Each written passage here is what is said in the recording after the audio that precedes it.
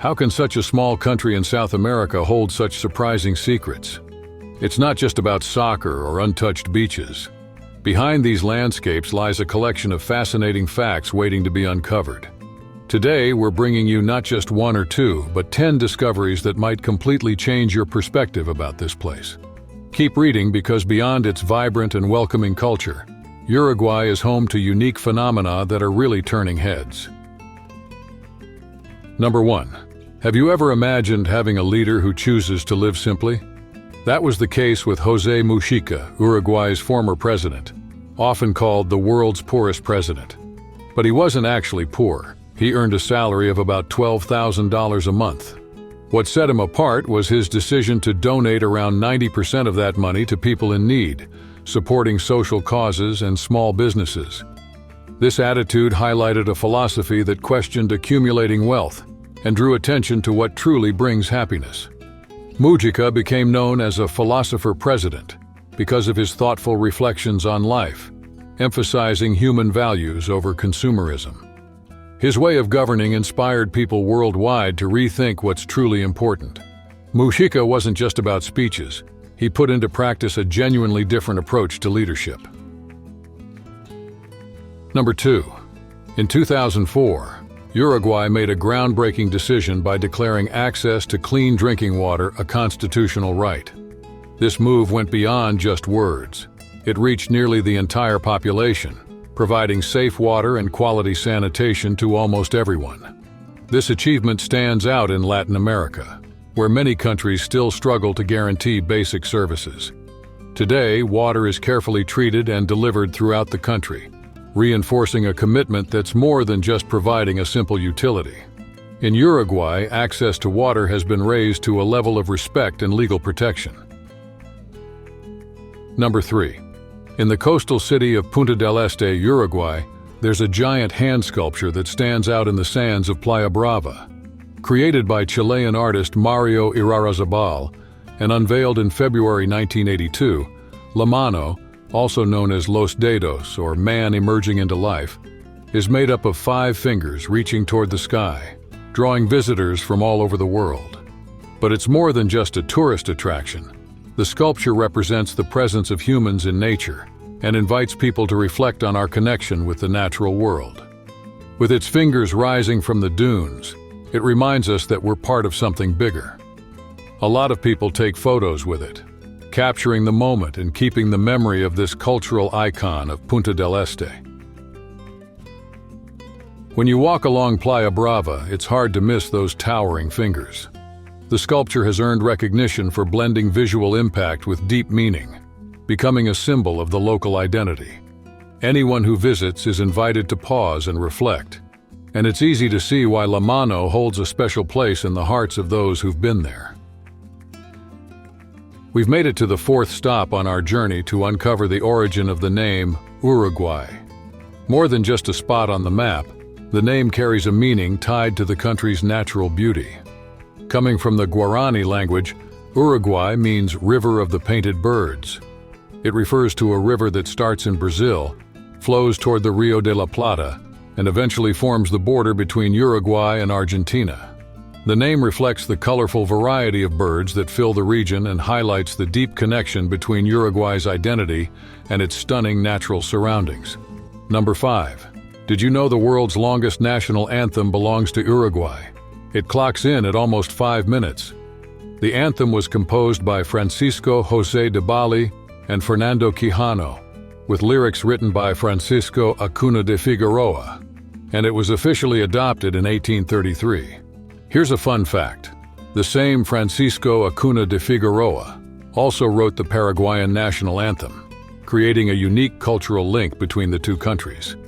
In 1938, Uruguay's anthem went through a major revision led by Gerardo Grasso and Benone Calcovecchia, who chose to keep only the first 2 original stanzas. Even with those changes, the anthem still carries a strong patriotic spirit.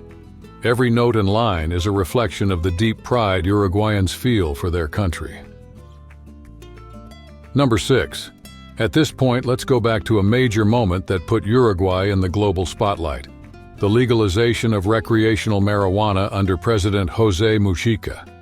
This move changed the direction of drug policy and opened the door for new approaches that caught the attention of countries around the world. In August 2014, Uruguay took things a step further by allowing individuals to grow up to 6 cannabis plants each.